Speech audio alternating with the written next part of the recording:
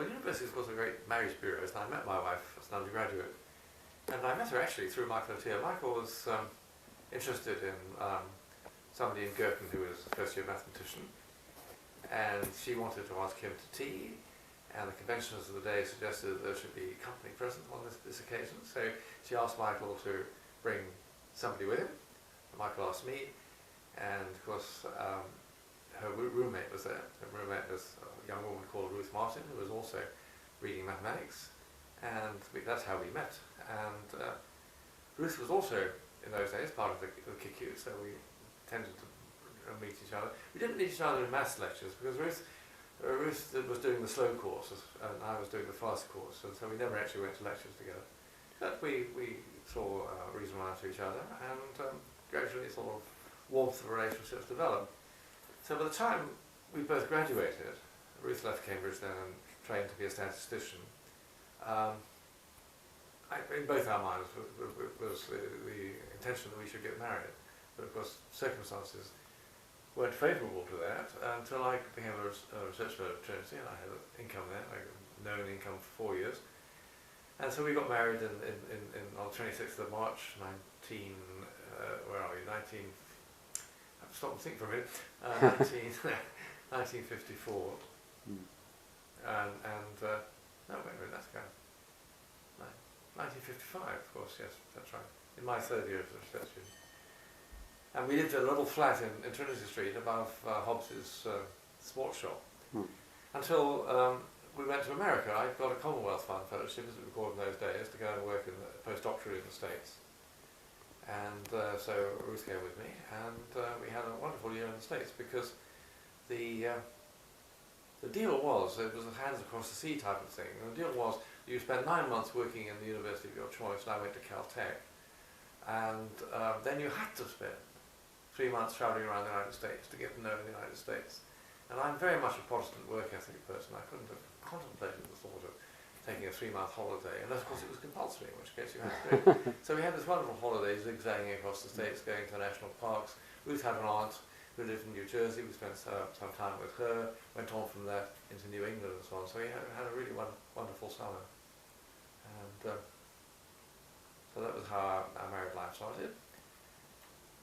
And before I get further with married life, I want to say something about my year in the States on the professional side. I went to work with a very famous theoretical physicist called Murray Gell-Mann. He was only a few years older than me, but he was already a world-famous figure, and he was later going to win a Nobel Prize. And he's the person who invented the name quark and the concept of quarks.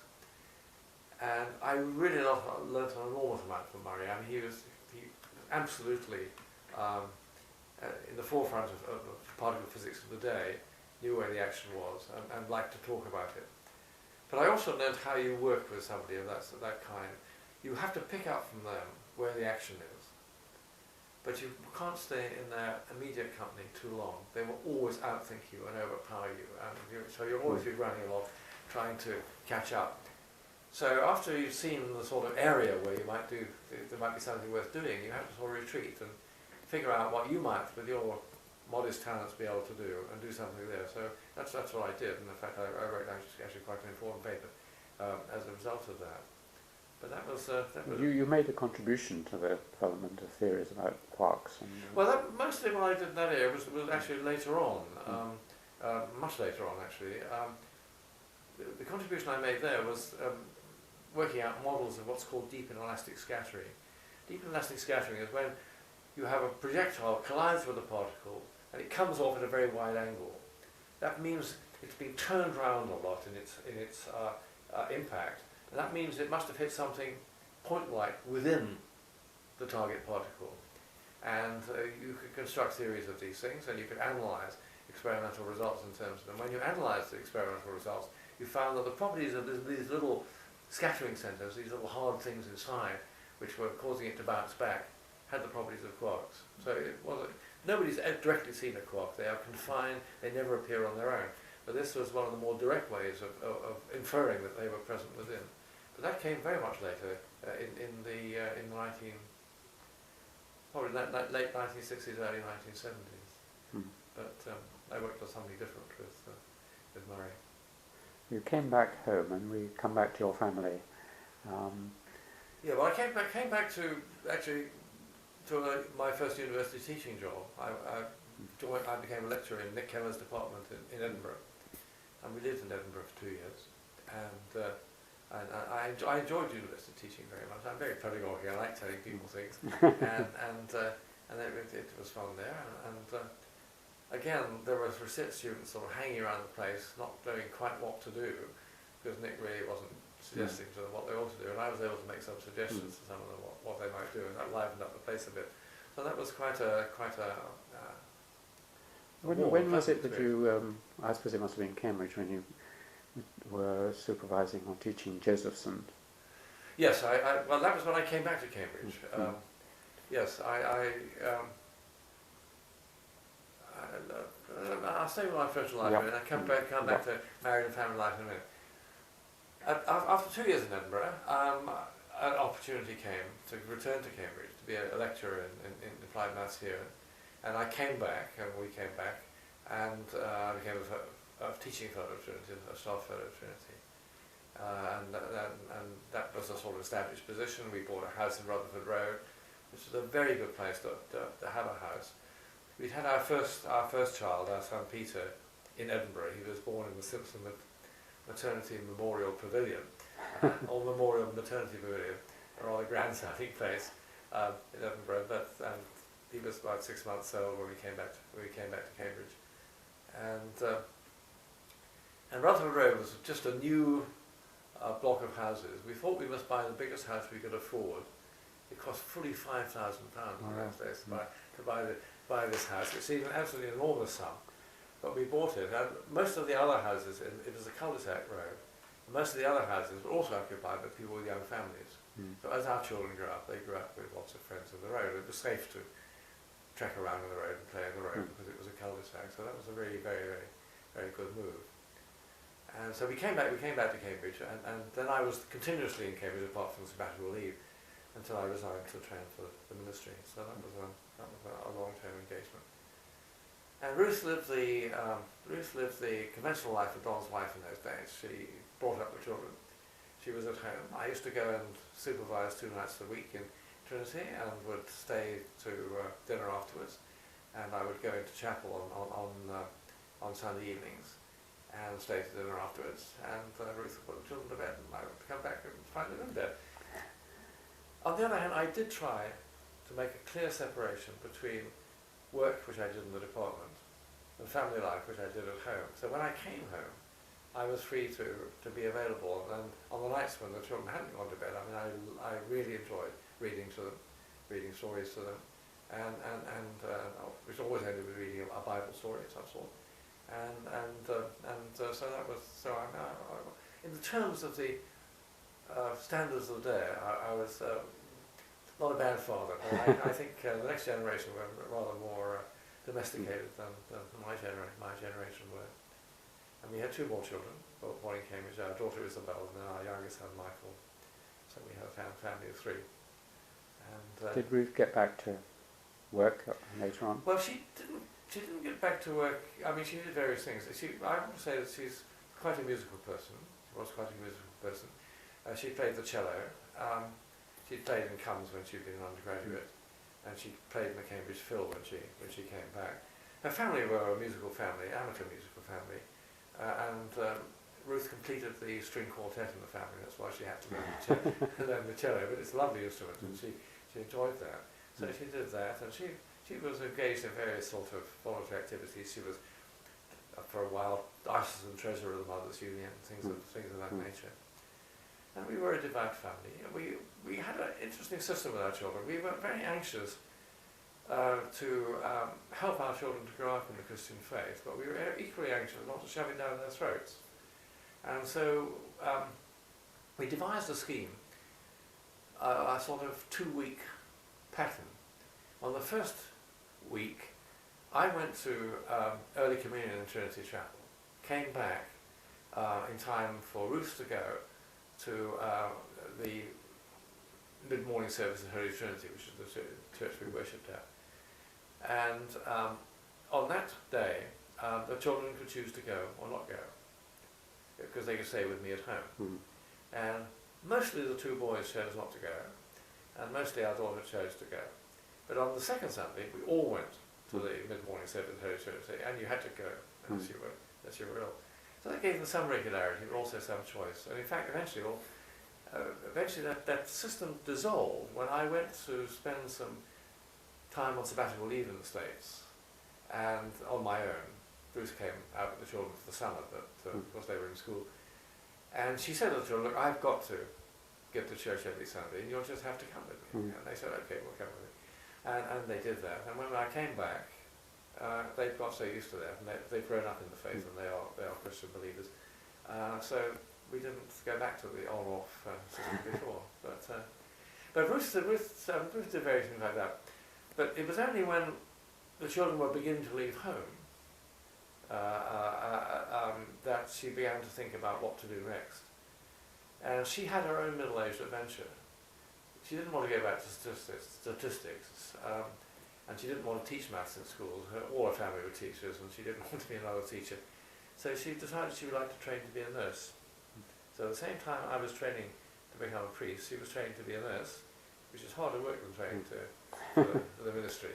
It also takes three years rather than 2 years for me. So she then subsequently worked as a nurse for about a dozen years before she retired, and it was obviously the right thing to do. She was very satisfied by that. She did almost entirely geriatric nursing because she liked hands-on nursing rather than high-tech nursing. So that's what she did.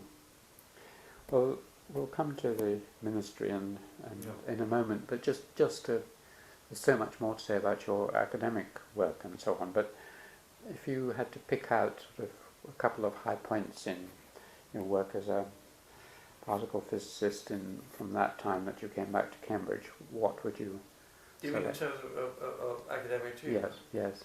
Well, yeah, I think I choose two things. One would be these deep models of deep inelastic scattering that I discussed, and which I think were probably the most important piece of theoretical physics that I did, and I did it actually towards the end of my career in theoretical physics. But before that, there had been a lot of interest in trying to formulate a so-called S-matrix theory. That's to say, a theory that didn't directly appeal to quantum field theory, but simply said, you know what comes in, you know what comes out. There must be a quantum mechanical amplitude which connects one to the other. That's called the S-matrix.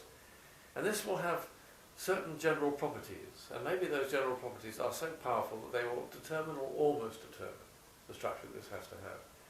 But in order for that to be a hopeful program, we had to first of all determine what sort of properties these amplitudes had.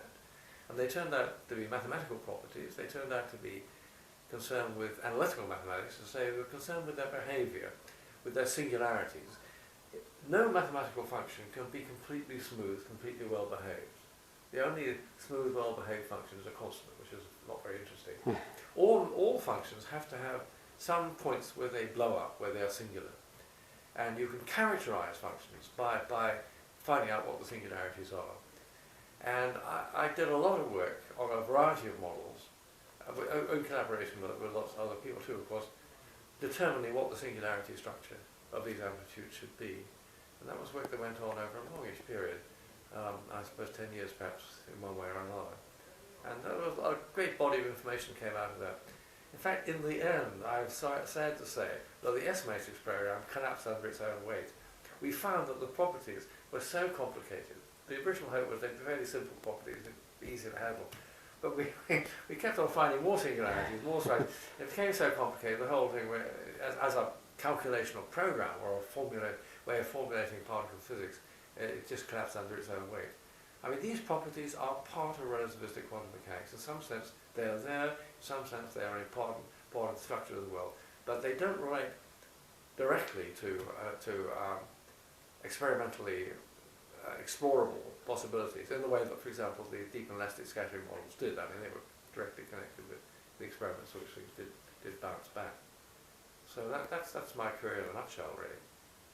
And I have to say that I enjoyed all that very much, and was certainly regarded as being a Christian vocation to use such talents as I had in that area.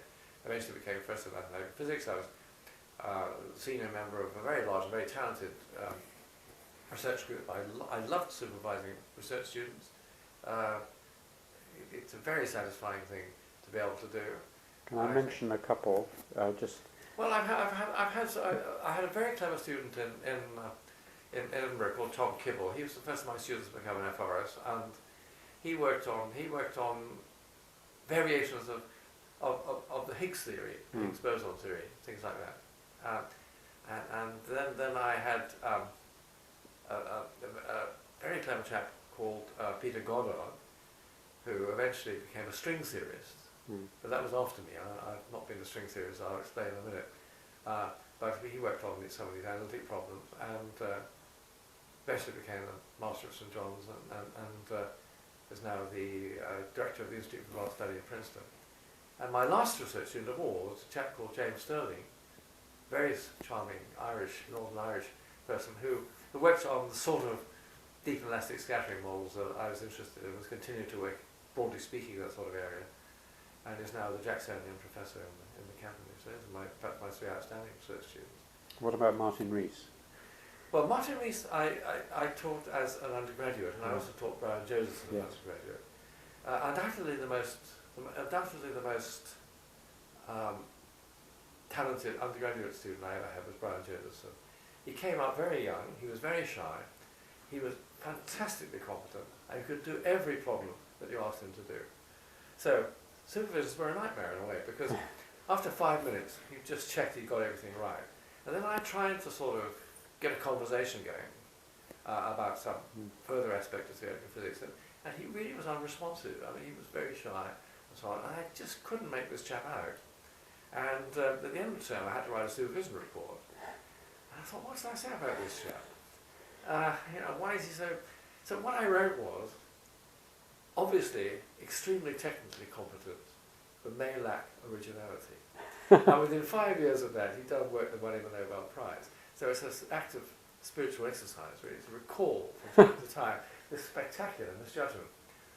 I also taught Martin Rees quantum mechanics, which is what I proud boast. And he was a much more forthcoming student. Of course, he was a pleasure to teach. He was obviously very clever, but I hadn't seen, and bear no credit for, the fact that he's turned out to be such a creative physicist. That I hadn't seen, and he worked, of course, in different sorts of problems, like astrophysical problems, principally. But they were two very gifted students. But I had a lot of interesting, clever undergraduates to teach, and all my research students got a PhD in the end. Some of them only by the skin of their teeth, I have to say, but they all managed to do it. How many did you have? I had about 27, 28 research students over the years, something like that. I mean, I really enjoyed having, because we all worked in the department, so we all saw each other at coffee and tea, and you go down the corridor, and blackboards are an essential part of the life of any theoretical physicist. Everybody has a blackboard in their room, and so you go down and write some equations on the blackboard and discuss them. In the new Centre for Mathematical Sciences, they have blackboards in the lifts, just in case you think of a Wheeler equation when you're going up and down. We didn't have that. Do you think the shift from the old Cavendish to the new Cavendish has had much of an effect? Well, it didn't have any effect on me, because I wasn't in the Cavendish. I was in the Department of Applied Mathematics and Theoretical Physics. Yeah. And we hung out in the old press building for a long while, and now they're out at this grand new complex of mathematical buildings in Wilberforce Road, the CMS. So it didn't, I mean, obviously we had some contact with people in the Cavendish, but most of the particle physics was in DAFTP, and so we were there. Well, it's one of the striking things about your life is obviously the fact that having become right at the top of a particular profession in Cambridge, you then decided to move sideways and retrain yourself. Can you remember the moment when you decided to do that? Well, I can't remember the moment, because I don't think there was exactly a moment, but I can remember the process by which I came to do that. First thing I want to say is I didn't leave physics because I was disillusioned with it. I enjoyed being a theoretical physicist. I regarded it as being a Christian vocation to use such talents as I had, and so on. But in these mathematically based subjects, you don't get better as you get older. What counts is mental flexibility rather than accumulated experience.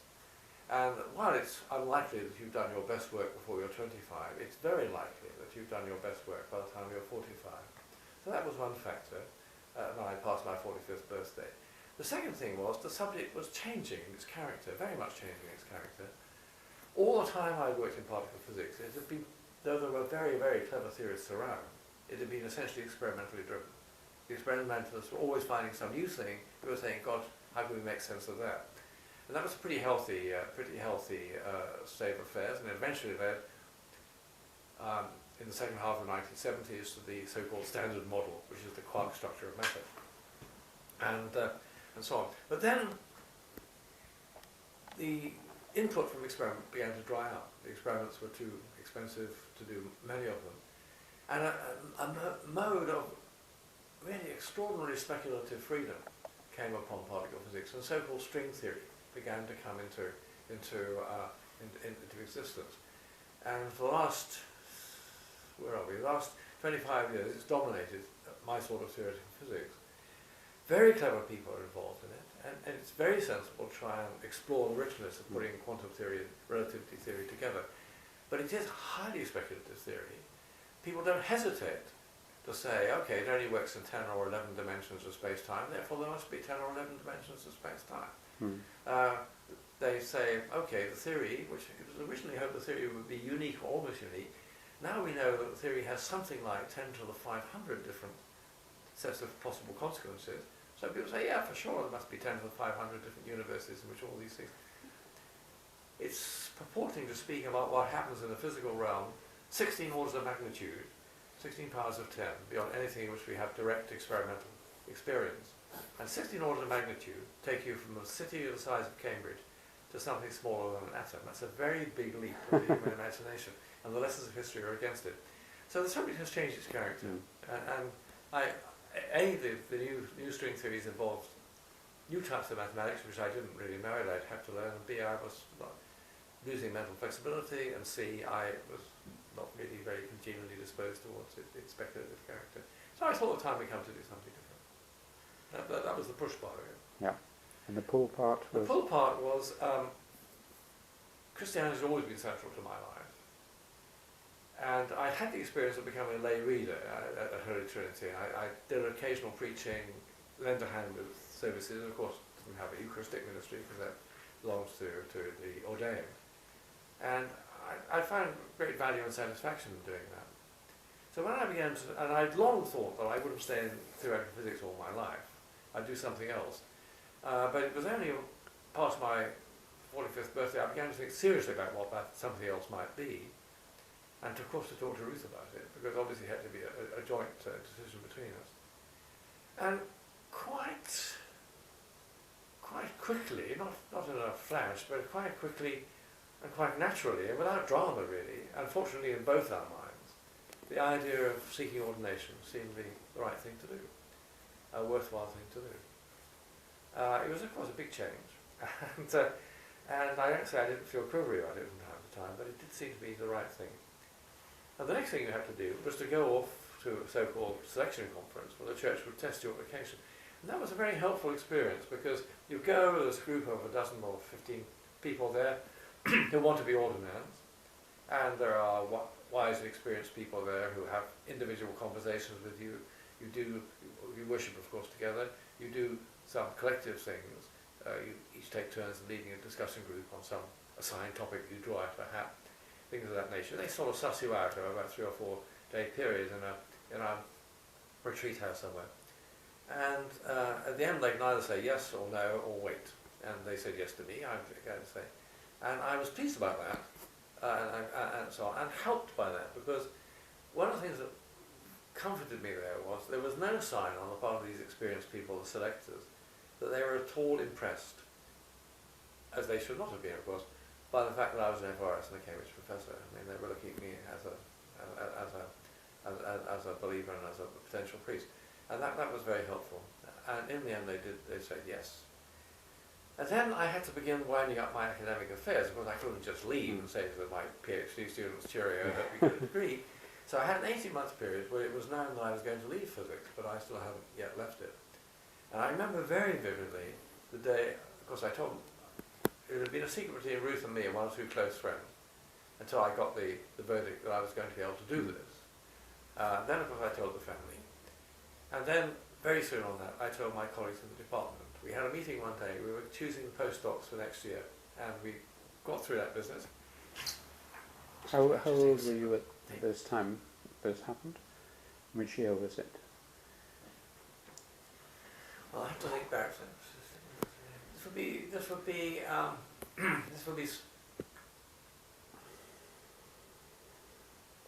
Roughly.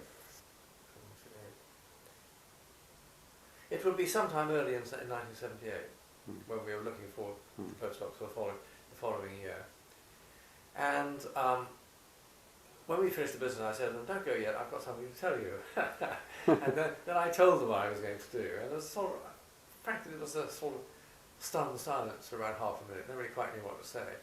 And then one of my colleagues, Peter Lansdorff, with whom I'd done a lot of work, and who's not a religious believer, said, he was the first person to pluck up his courage to say something. He said, "John, I wouldn't have guessed you were going to do this, but if you told me you were going to leave physics, I would have guessed this is what you were going to do." And that was a nice thing to say. At least I felt so. And then other people said various things. And of course the news spread around very quickly, not only in the department, but theoretical particle physics was a sort of international intellectual village. We all knew each other. And so things spread around quite quickly in that community. And in those 18 months when I was winding up my academic affairs, I had a number of conversations over a cup of coffee in a laboratory at canteen where people said to me, "John, what are you up to?" And they were not so much asking me why I was going to become a clergyman, but why I was a Christian at all. And in 20 minutes or so, I'd try and say something about my motivations for Christian belief.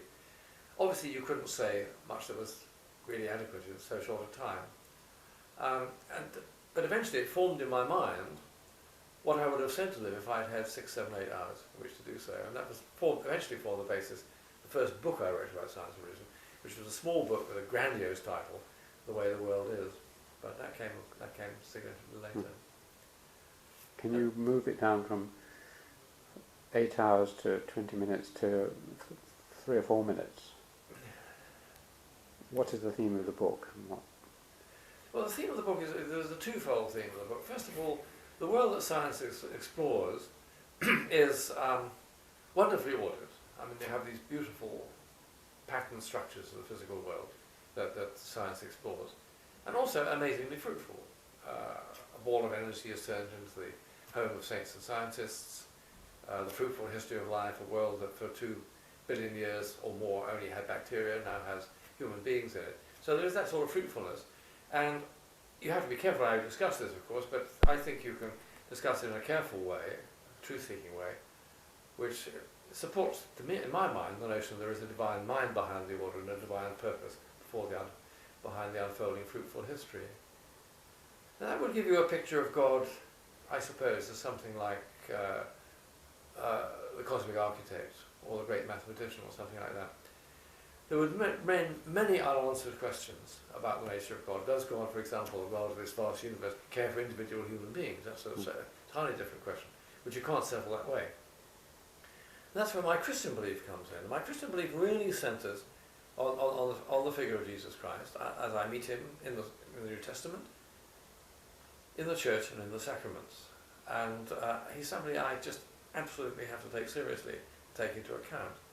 And the pivot of my Christian belief really is belief that Jesus was raised from the dead, the first Easter day, a very counterintuitive belief, obviously, but I think a true belief. And again, I write books and arguments about this sort of thing, but in a nutshell, there's something very strange about Jesus. He draws the crowds, he says wise things, then everything seems to collapse. On that last visit to Jerusalem, he's arrested, painful, shameful death, a death that any first century Jew would see as a sign of God's rejection. Curses everyone hung on a tree, deserted by his followers, they all run away, cry of dereliction, my God, why have you forsaken me? Jesus' life, that first Good Friday, seems to end in failure. And I think that if it had ended there, actually we probably wouldn't have heard of him. I think he would have just been yet another first century messianic pretender. There were several who, in the end, got his comeuppance for pretensions beyond the status. But we've all heard of Jesus. Something continued the story of Jesus. And I think and all the New Testament writers say it was that he was raised from the dead the third day. Now, of course, you have to look at that very carefully. You have to look at the appearance stories. You have to look at the empty tomb stories. You have to try and be scrupulous in evaluating them, and so on. But I think I do try and do that. I think you could do that, and I do believe that Jesus was raised from the dead, was resurrected, and that's the other side of the thing. And therefore, that leads me to believe that Jesus really is, as Christian belief came to formulate, God living a human life to make manifest in the most accessible way the nature of God through that human life. So does God care for people? Well, did Jesus care for people? That's terribly shorthand and begs an enormous number of questions, but I do try and address those questions both in my own mind and when I write about these things. Well, let's pursue just one or two of the aspects of it. One is your life, and what you've said seems to go against the view that is being contested widely at the moment, which is that science and religion are in a mutually antagonistic relationship, and that science, in the words of, or the implications of Dawkins's work, disproves religion. Yes, well, I'm really saddened to read Dawkins's writing, because I think it's so polemical, and it doesn't have the signs of being truth-seeking at all, it seems to me. I mean, it's full of assertion, it's full of distorted evidence. I mean, pages and pages and pages about terrible things that religious people have done, and they have done terrible things. And we were... And Christopher Hitchens as well. I mean, sorry? And Christopher Hitchens I as well. haven't read Hitchens, actually, curiously. I really must get around to reading him sometime. But these new modern atheists. But I mean, then Hitler, Stalin, Pol Pot, well, that's not really too serious. I mean, that seems to me just dishonest. So I do think, I do think that science and religion basically are friends and not foes. And basically I think they're friends. Again, this is something that requires a lot of unpacking. Basically I think they're friends because they're both concerned with the search for truth. I mean, truth is certainly as essential to religion, questions of truth, as it is to science. The truth attainable through motivated belief, and though of course obviously the kinds of truth and the kinds of motivations are different between the two, but I think they have a cousinly relationship to each other. And so that I like to say that I'm two-eyed. I look at the world with the eye of science, for sure. I look at the world with the eye of religion, and I think that binocular vision enables me to see more than either eye would do on its own.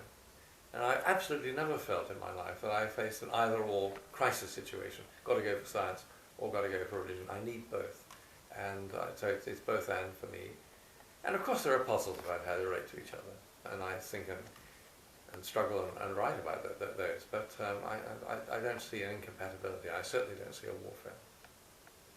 So the belief that began to spring up in the 19th century,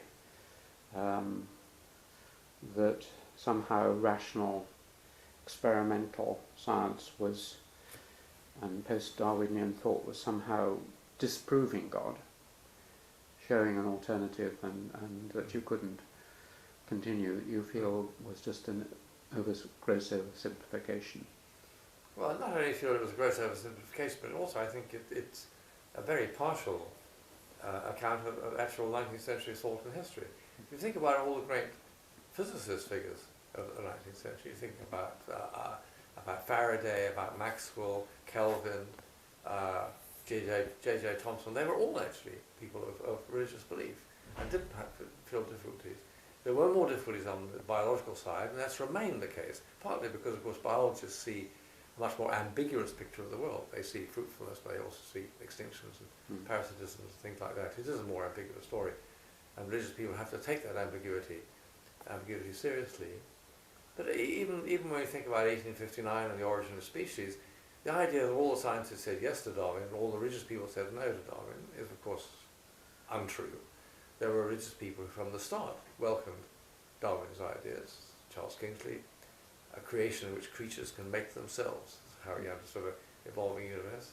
Aubrey Moore at Oxford said Darwin, in the guise of a foe, done the work of a friend by giving a picture of a God who works through natural processes, so therefore not a distant God of deism. And equally, of course, there were lots of difficulties on the scientific side with Darwin's ideas until genetics, Mendel's discovery of genetics, were recovered in the 20th century to explain the small variations on which evolutionary process has to work. So it's a complicated story. You're assailed from the Dawkins side, but you're also assailed from what Dawkins is one of the reasons that Dawkins writes, which is creationism and fundamentalism in America. How do you feel about that? Well, I feel sad about all that. I have to say, yes. I mean, one of Dawkins' techniques, polemic techniques, is to put up the straw man from Arkansas, who says for sure the Earth is 6,000 years old, as the typical religious believer. Well, I'm sorry about that, and I'm astonished at the degree to which that sort of belief is prevalent in the United States. I mean, I go to the States quite often, and people will pop up and put you right about these things as they believe it. It saddens me because, for three reasons really. One is, first of all, these are people who I think genuinely are seeking to serve the God of truth, and they're refusing some of the truth that comes to them, the truth that science is able to provide. It doesn't provide the whole truth, it certainly provides some of it, and they should be grateful for that and take it seriously. I'm sad for a second reason that they are insisting on a literal, flat-footed interpretation of Genesis 1 and 2. They are seeking to bind burdens on people seeking religious belief, which they should not be asked to bear.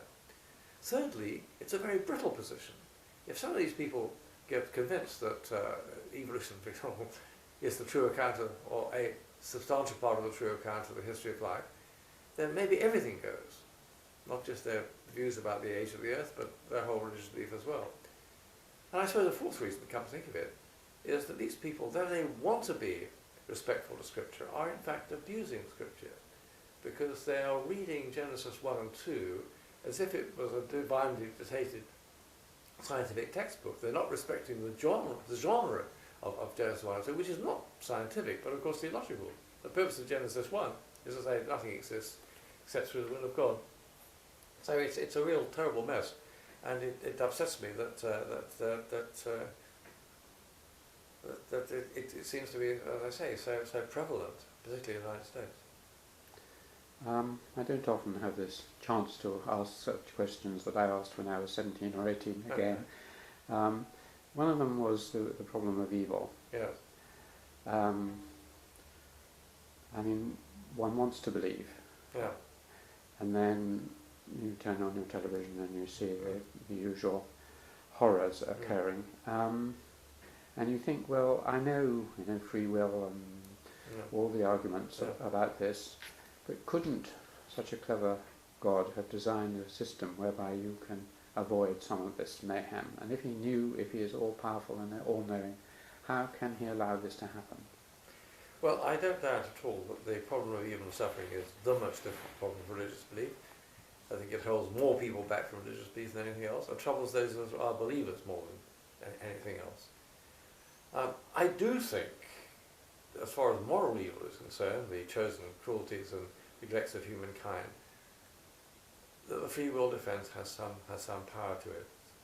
It's not clear to me that God could have produced a world in which people freely always choose to do the good. That seems to me not at all clear. I think in some ways more troubling is natural evil, because I mean, wars and famines and things, wars and not famines, but wars and genocides and things are clearly substantially human responsibilities. But disease and disaster seem much more the responsibility of the Creator.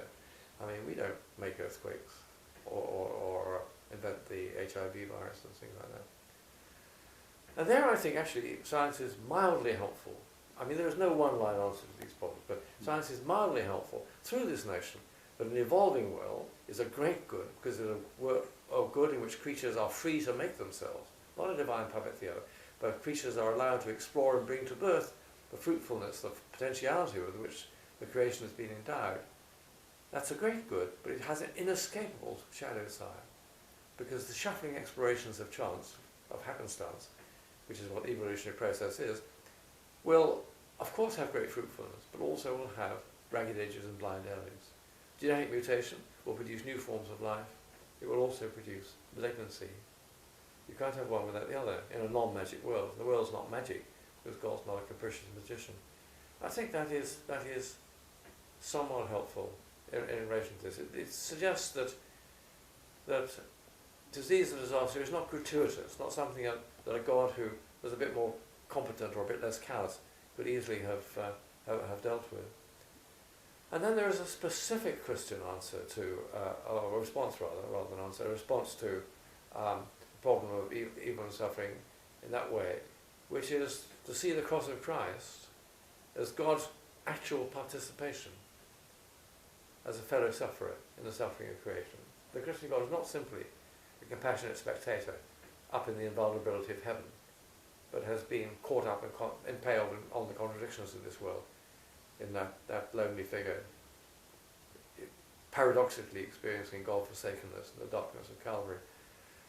That's a very deep, mysterious, to me extremely important insight, and it is a very important part of what makes Christian faith possible for me in relation to these things. The other question which occurred to me particularly when I was 17 or 18, I began to think about other parts of the world, and when I became an anthropologist and looked at the religions of Asia particularly, and when people said to me, well, of course they may be nice enough people, but they're damned. They haven't found the Christ, and without him there is no salvation for them. That is the point at which I rejected my Christian upbringing. What is your feeling about the other world religions? Well, I think actually the second biggest problem for religions is to think about the diversity of the world's faith traditions. I certainly, of course, don't think that Hindus and Buddhists are all damned. That's a very crude and terrible mistake about the mercy of God. I do believe that in the end, all must come to God through Christ, because I believe that Christ is the unique link between the life of divinity and the life of creatures. But that doesn't mean that only people who know Christ by name in this life are going to be able to cross that bridge. That's one thing. But I am disturbed and puzzled and troubled by the diversity of the world faith tradition. In one sense, they're all speaking about the same domain of human experience, of some sort of encounter with sacred reality. But they say such different things about it. They have things in common. I think all the world faith traditions value compassion, all testify to the unitive experiences of mystic encounter and so on. But they say such different things about other things. I mean, the Abrahamic faiths see the human being as a unique and abiding significance. Our Hindu friends think that the human being is recycled through reincarnation. Our Buddhist friends, if I understand anatta aright, believe that the self is an illusion, ultimately, from which to seek release. Now, those aren't three different sets of people saying the same thing in different cultural languages. There are three different sets of people saying three different things. And I'm just deeply puzzled by that. And I'm particularly unnerved by that, of course, as a scientist, because though science started, let's say, in 17th century Western Europe, now it's worldwide. You stop somebody in the street in London, in Delhi, in Kyoto, and ask them what matter's made of, you choose the right person, they say quarks and gluons. You ask them about ultimate reality, you'll probably get three very different answers. It's just puzzling and unnerving. And I think that we're just beginning to struggle with this problem, because the multi-faith, multi-ethnic character of our society means that these people in other faiths, this of course was never true of the Jews, but people in other faiths, not curious people in faraway countries who believe odd things, they're our neighbours down the street, and we can see that they have an authenticity in their spiritual lives that is not to be gainsaid. But nevertheless, there are these clashes of belief. I'm deeply puzzled by it. Last question, if I may. This is about Cambridge. I'm very interested in Cambridge. I found it a fruitful place to be and think. And I imagine from your productivity that you have too. What do you think is special about Cambridge as a place for intellectual and emotional life? Well, I think there are a number of things that are special about Cambridge. One is obviously the collegiality of Cambridge. The fact that this big university is split into these these small intellectual villages where you actually do meet people who are working on all sorts of different subjects. And though, as you and I know, conversation on the high table is not always at the most elevated academic level. Nevertheless, you do have contact with people working in widely different disciplines, and that in itself is very stimulating. It's a beautiful place in which to live. It's a great privilege to be able to move around in these beautiful buildings. Ruth and I have the privilege of living for 7 years in the President's Lodge in Queens, which is a really lovely place to live. In. There's the weight of history, the tradition, the feeling that you're a little element in this ongoing stream of knowledge that's been going for 800 years, and so on. And just more generally, I'm not a big town person, but Cambridge is just the right size for me, not too big. And because of the university, it has cultural resources far in excess of what you would expect in an average town of our size, and that's a great gift, to have a lot of cultural facilities in a city which you can actually get around. Is there anything that you would have liked me to ask you? Well, I would very much like to say something, but this will have to be on another occasion, I think. I would very much like to say something about my experiences and training for the ministry, and being a parish priest, coming back into the university, and indeed even being the head of a house. So, well, would you like to have just a shorter session another time? Yes, I would actually, if that's agreeable. We could do all that well within an hour, probably less than an hour. But if I leave that hour, I just add a big chunk of my life, actually. Okay. Yeah. Well, we'll just stop there for now then. Yes, that would be perfect. Yeah.